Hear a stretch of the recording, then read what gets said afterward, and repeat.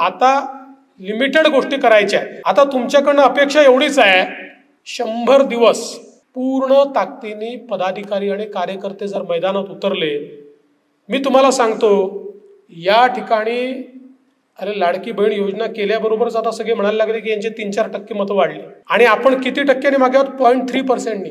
2% मतं जर आपण वाढवली 2% तर 200 वर चालले जाऊ। 200 जागा येतील आपल्या। 2%ची किमयाती असणार आहे। त्यामुळे लढाई अटीतटीची आहे आणि सामना टप्प्यात आहे। पण आपल्याला कल्पना आहे छत्रपती शिवाजी महाराजांचे मावळे हे लाखाच्या फौजांना का हरवायचे?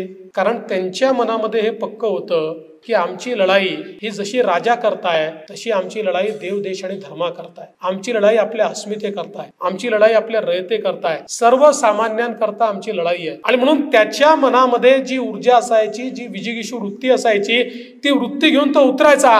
5000 मावळे लाखाची फौज त्या ठिकाणी परास्त करायचे। आज त्या मावळ्यांची ती जी भावना आहे ती भावना घेऊन रस्त्यावर उतरणारे कार्यकर्ते हे जर 100 दिवसात आपण उतरवले तर मी तुम्हाला सांगतो नागपूर महानगराच्या 6 जागा आपण या ठिकाणी निवडून आणू आणि या महाराष्ट्रामध्ये एक प्रचंड मोठा विजय हा आपण निश्चितपणे प्राप्त करू।